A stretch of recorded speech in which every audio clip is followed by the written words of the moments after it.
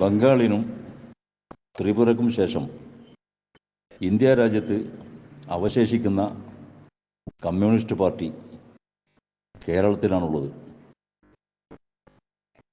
ബംഗാളിനും ത്രിപുരയ്ക്കും ശേഷം കേരളത്തിലെ കമ്മ്യൂണിസ്റ്റ് പാർട്ടിയെയും അവസാനിപ്പിക്കാൻ കമ്മ്യൂണിസ്റ്റുകാർ തന്നെ തീരുമാനിച്ചിരിക്കുന്നു എന്നതിൻ്റെ ദുസ്സൂചനകളാണ് ഏതാനും വർഷങ്ങളായി കേരളത്തിൽ കണ്ടുകൊണ്ടിരിക്കുന്നത്. ഒന്നാം പിണറായി സർക്കാർ ഏറെക്കുറെ തെറ്റില്ലാത്ത ഒരു ഭരണം കാഴ്ചവെക്കുകയും അന്ന് വിവരവും വിദ്യാഭ്യാസവും കഴിവും പ്രാപ്തിയുമൊക്കെ ഉണ്ടായിരുന്ന കുറച്ച് മന്ത്രിമാർ മുഖ്യമന്ത്രിയുടെ കൂടെ ഉണ്ടാവുകയും ചെയ്തിരുന്നു. എന്നാൽ രണ്ടാം പിണറായി സർക്കാർ വന്നതോടെ മുഖ്യമന്ത്രിക്ക് റാൻമൂളികളായി കഴിവും പരിചയമില്ലാത്ത കുറേ മന്ത്രിമാരെ വെച്ച് ഒരു ഭരണം തട്ടിക്കൂട്ടിയാണ് മുന്നോട്ട് പോകുന്നത്.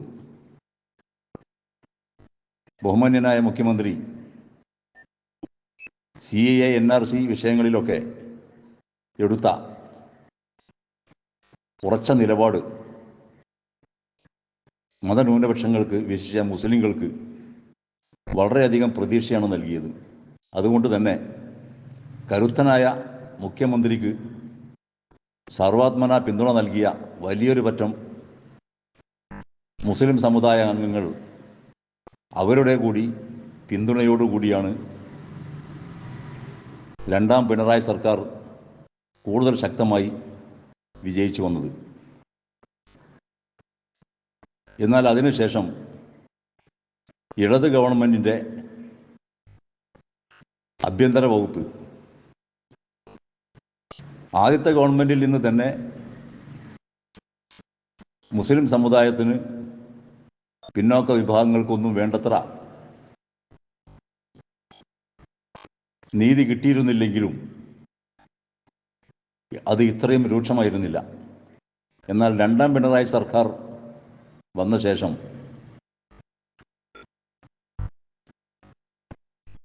മതന്യൂനപക്ഷങ്ങൾക്ക്, വിശേഷിച്ച മുസ്ലിങ്ങൾക്ക് പോലീസിൽ നിന്ന് നീതി കിട്ടുന്നില്ലെന്ന് മാത്രമല്ല, പോലീസിൽ നിന്ന് അനീതികൾ പലതായി ഉണ്ടാവുകയും ചെയ്യുന്നു. ഇത് കുറേ കാലമായിട്ട് കേരളത്തിൽ ചർച്ചയാണ്. മുസ്ലിം സംഘടനകളും പിന്നോക്ക വിഭാഗം നേതാക്കന്മാരുമൊക്കെ ആഭ്യന്തര വകുപ്പ് കൈകാര്യം ചെയ്യുന്നത് സംഘപരിവാറാണ് എന്ന ആക്ഷേപം ഉന്നയിക്കാൻ തുടങ്ങിയിട്ട് കാലങ്ങൾ കുറേയായി. എന്നാൽ എന്തെല്ലാം ആക്ഷേപങ്ങൾ വന്നാലും മുഖ്യമന്ത്രി ശക്തനാണ് എന്ന് പറയുമ്പോൾ തന്നെ ആഭ്യന്തര മന്ത്രി അശക്തനും അമ്പേ പരാജയവുമായിരുന്നു. ആ ആഭ്യന്തര വകുപ്പിൻ്റെ മന്ത്രി മുഖ്യമന്ത്രി ആയിരുന്നു എന്നതുകൊണ്ട് ശ്ലാഘിക്കാൻ വക കാണുന്നില്ല. മറിച്ച് RSS പ്രമുഖരെ കൊണ്ടുവന്ന് നിർത്തി, RSS പിൻഗാമികളായ അല്ലെങ്കിൽ സഹയാത്രികരായ IPS ഉദ്യോഗസ്ഥരെ കൊണ്ടുവന്ന്, അത് ബെഹ്റയായാലും ഉപദേശകനായി കൊണ്ടുവന്ന ശ്രീവാസ്തവയായാലും അതിനുശേഷം ഇപ്പോഴുള്ള ADGP ആയാലും എവിടെയൊക്കെയോ സംഘപരിവാർ സംബന്ധം സ്ഥാപിക്കുന്ന, ബന്ധപ്പെടുന്ന, അവരുടെ അനുവർത്തികളായി പ്രവർത്തിക്കുന്ന പോലീസ് ഉദ്യോഗസ്ഥന്മാരിലൂടെ കാര്യങ്ങൾ നീക്കുകയും മുഖ്യമന്ത്രിയുടെ ഓഫീസ് സെക്രട്ടറിയോ പൊളിറ്റിക്കൽ സെക്രട്ടറിയോ ആരൊക്കെ ആവട്ടെ അവരൊക്കെ അതിന് കൂട്ടുനിൽക്കുകയും ചെയ്യുന്ന ഒരവസ്ഥ കൂടിക്കൂടി വരികയാണ്. ഈ ഒരു ഘട്ടത്തിലാണ് സഖാവ് PV അൻവർ കുറേ കാര്യങ്ങൾ പരസ്യമായി വിളിച്ചു പറഞ്ഞത്. എന്നാൽ അതിനെ വസ്തുനിഷ്ഠമായി പഠിച്ച് ഒരു ഉൾപാർട്ടി ജനാധിപത്യം എന്ന നിലയിൽ സ്വന്തം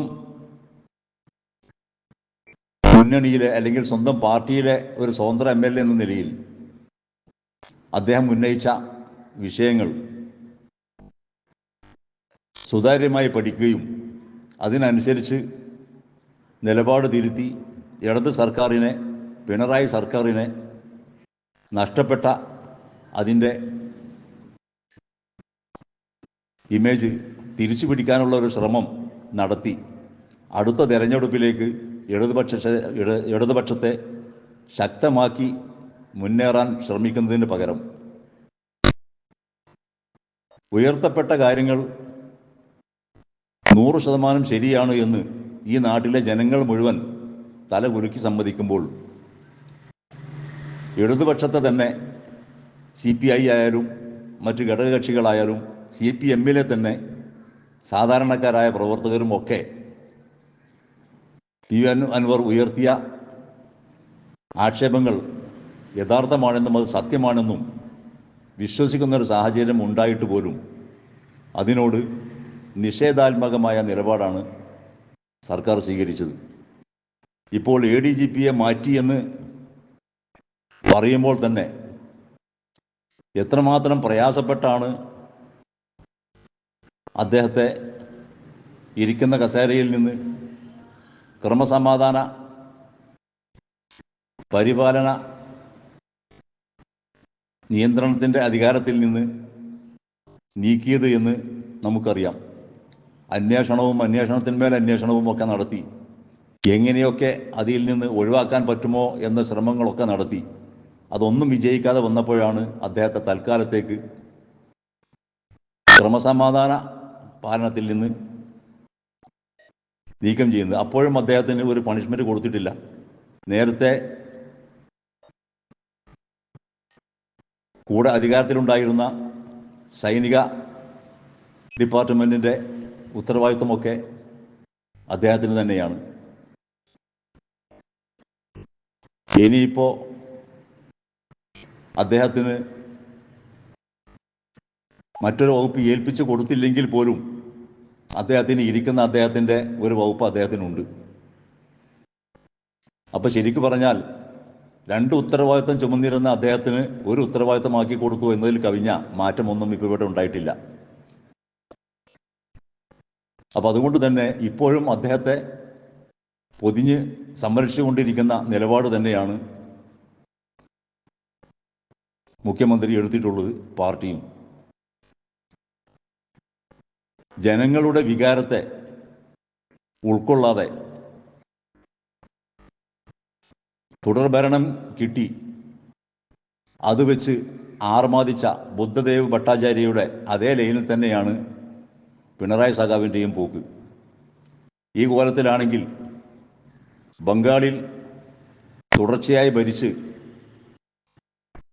കമ്മ്യൂണിസ്റ്റ് പാർട്ടിയെ മുടിച്ച ഭരണാധികാരിയെ പോലെ തുടർച്ചയായി ഭരിച്ച് കേരളത്തിലെ കമ്മ്യൂണിസ്റ്റ് പാർട്ടിയും മുടിച്ച് അവസാനിപ്പിക്കാനുള്ള പോക്കാണ് ഇപ്പോൾ പോകുന്നത്.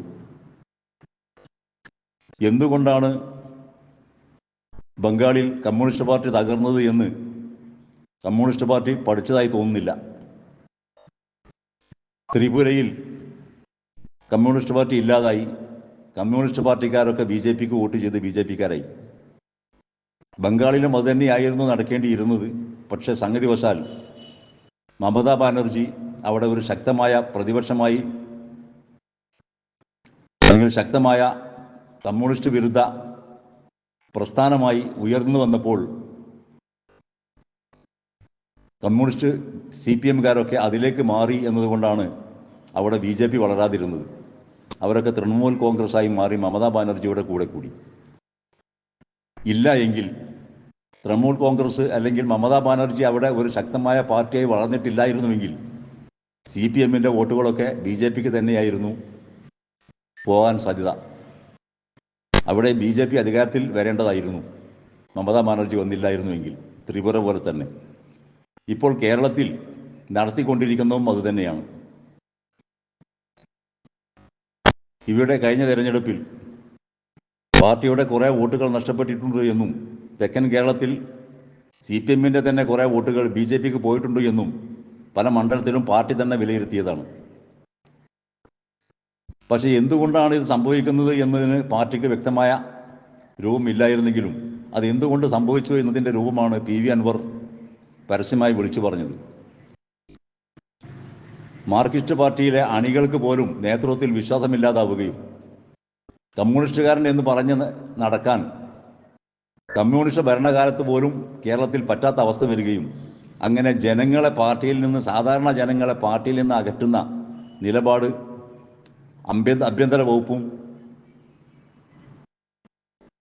അതുപോലെ തന്നെ പോലീസും എടുക്കുകയും ചെയ്യുമ്പോൾ ജനങ്ങൾ പൂർണ്ണമായും നിരാശയിലാണ്. പോലീസിനൊക്കെ ഉപയോഗിച്ച് തന്നെയാണല്ലോ ബംഗാളിലും ബുദ്ധദേവ് ജനങ്ങളെ ഉറപ്പിച്ചത്. അതുതന്നെയാണ് ഇപ്പോൾ ഇവിടെയും നടക്കുന്നത്. ഓരോ വിഷയത്തിലും എന്ത് നിലപാടെടുക്കണം എന്ന് ആഭ്യന്തര വകുപ്പിൻ്റെ ഓഫീസിൽ നിന്നല്ല, RSSൻ്റെ നേതാക്കളിൽ നിന്നാണ് ക്രമസമാധാന പാലനക്കാർ നിർദ്ദേശങ്ങൾ സ്വീകരിക്കുന്നത് എന്ന് വ്യക്തമാവുകയും മാത്രമല്ല വർഷങ്ങളായി കേരളത്തിൽ അത് തന്നെ നടപ്പാക്കുകയും ചെയ്തുകൊണ്ടിരിക്കുകയാണ്. എന്തെല്ലാം വിഷയങ്ങളിൽ നമുക്ക് ഈ മുസ്ലിം വിരുദ്ധത പ്രകടമായിട്ടുണ്ട്, ഏതെല്ലാം കേസുകളിൽ മുസ്ലിങ്ങൾക്കെതിരെ RSSകാർ നടത്തിയ എന്തെല്ലാം ആക്രമണങ്ങളുണ്ടോ ആ കേസുകളൊക്കെ കോടതിയിൽ പരാജയപ്പെടാൻ കാരണം പോലീസാണ്. വ്യക്തമായ തെളിവുകൾ കോടതിയിൽ കൊടുക്കാതെ, കേസ് ഉദ്ദേശിച്ച പോലെ മുന്നോട്ട് കൊണ്ടുപോവാതെ ആഭ്യന്തര വകുപ്പും പോലീസും ചേർന്നാണ് ആ കേസുകളൊക്കെ മുന്നോട്ട് കൊണ്ടുപോകുന്നത്. കാസർഗോഡ് പള്ളിയിൽ വെച്ച് നടത്തിയ കൊലപാതകത്തിലെ കൃത്യമായ കുറ്റവാളികളെ പിടിക്കപ്പെട്ടിട്ടും മതിയായ തെളിവുകൾ നൽകാതെ ആ കേസിൽ പ്രതികളെ വെറുതെ വിടുന്ന അവസ്ഥ ഉണ്ടാക്കിയത് പോലീസാണ്. കൊടിഞ്ഞി ഫൈസലിൻ്റെ വധം ഇന്ന് എവിടെയാണ് എന്ന് എല്ലാവർക്കും അറിയാം.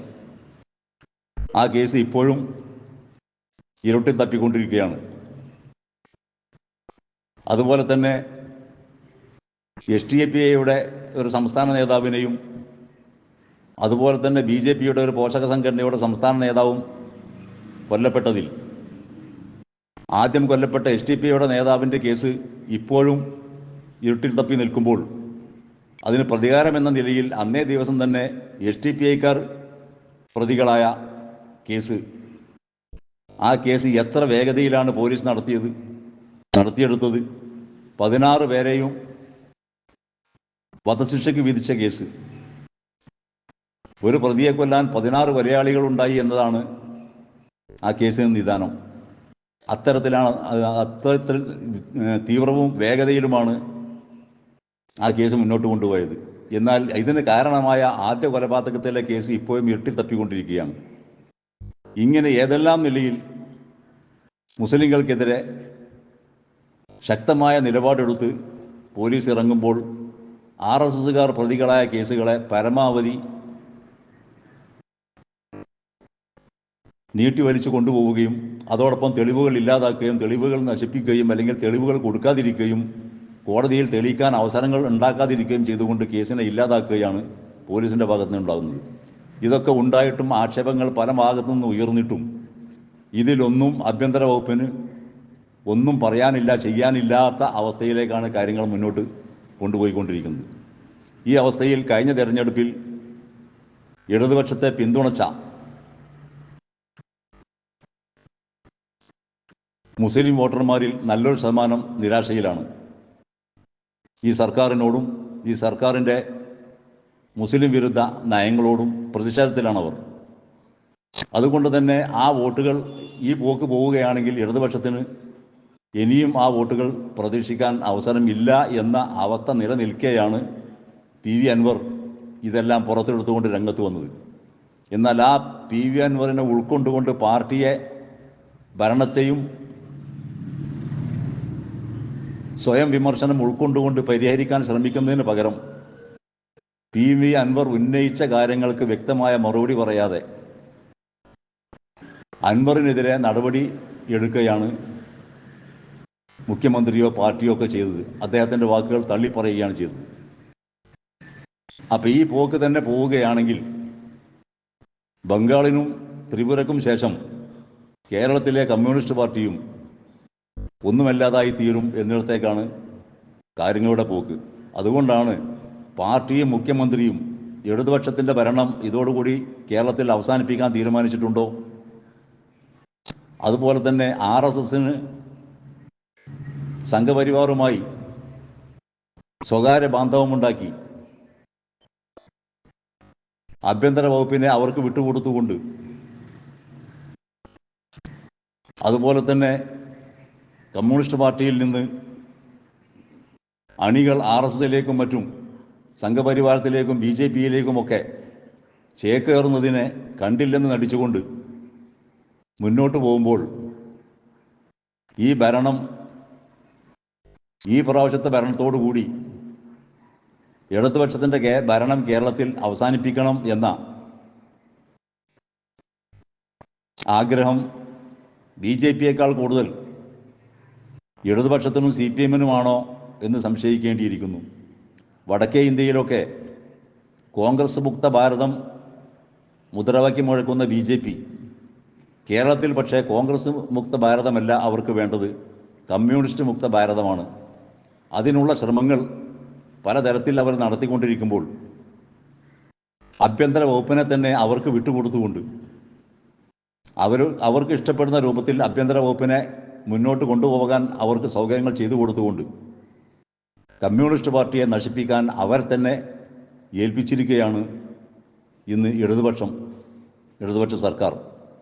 അതുകൊണ്ട് തന്നെ കമ്മ്യൂണിസ്റ്റ് മുക്ത കേരളം താമസിയാതെ തന്നെ സംഘപരിവാറും RSSും BJPയും ഒക്കെ ചേർന്ന് കേരളത്തിൽ ഉണ്ടാക്കിയെടുക്കും. അതിന് ഇന്നത്തെ ഇടത് കമ്മ്യൂണിസ്റ്റ് ഗവൺമെൻറ്റിനെ തന്നെയാണ് അവർ ഉപയോഗിക്കുന്നത് എന്നിടത്താണ് തിരിച്ചറിവില്ലാത്ത അഹങ്കാരത്തിൻ്റെ കൊടുമുടിയിൽ നിലനിൽക്കുന്ന കമ്മ്യൂണിസ്റ്റ് പാർട്ടിയുടെ ഇന്നത്തെ നേതാക്കന്മാരുടെ വിവരക്കേട് പൊതുജനങ്ങൾക്ക്, പാർട്ടി അണികൾക്ക് ഒക്കെ മനസ്സിലാകുന്നത്. ഇതൊക്കെ അറിഞ്ഞുകൊണ്ട് തന്നെ നേതാക്കന്മാർ ഈ തകർച്ചയ്ക്ക് കൂട്ടുനിൽക്കുകയാണ് എന്ന വസ്തുതയാണ് ഇപ്പോൾ പരസ്യമായി വരുന്നത്. അതുകൊണ്ട് തന്നെ ഇവിടെ സംശയിക്കേണ്ടിയിരിക്കുന്നത്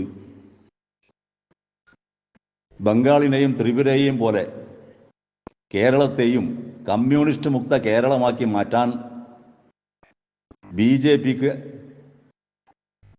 സംഘപരിവാറിൽ നിന്ന് BJPയിൽ നിന്നൊക്കെ അച്ചാരം വാങ്ങി കേരളത്തിലെ കമ്മ്യൂണിസ്റ്റ് പാർട്ടി പ്രവർത്തിക്കുന്നുണ്ടോ, ഇപ്പോഴത്തെ ഗവൺമെൻറ് അതിന് വഴങ്ങിക്കൊടുക്കുന്നുണ്ടോ, അടുത്ത ഭരണം ഇടതുപക്ഷത്തിന് വേണ്ട എന്ന തീരുമാനം പാർട്ടി എടുത്തിട്ടുണ്ടോ, മുന്നണി എടുത്തിട്ടുണ്ടോ എന്ന സംശയമാണ് ഇപ്പോൾ കേരള ജനതയ്ക്കുള്ളത്.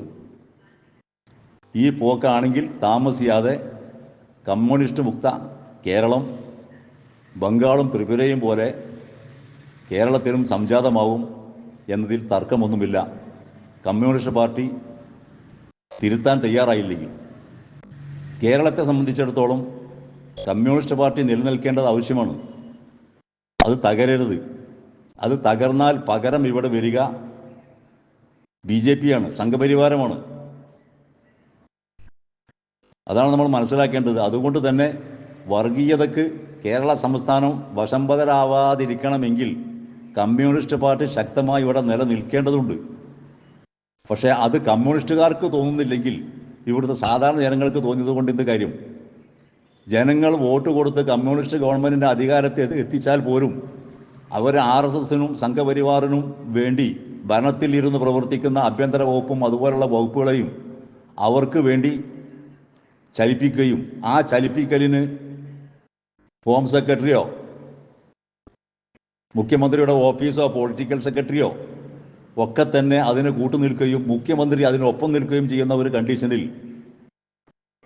ജനങ്ങൾ ഈ ഇടതുപക്ഷത്തെ വോട്ട് കൊടുത്ത് ജയിപ്പിച്ചിട്ട് എന്ത് കാര്യം എന്നതിനാണ് ഇടത് സർക്കാരും കമ്മ്യൂണിസ്റ്റ് പാർട്ടിയും ഇനി ജനങ്ങളോട് മറുപടി പറയേണ്ടത് എന്ന് മാത്രം പറഞ്ഞുകൊണ്ട് ഈ ക്ലിപ്പ് അവസാനിപ്പിക്കുന്നു. എന്നെ ഇതുവരെ കേട്ട എല്ലാവർക്കും നന്ദി, നമസ്കാരം.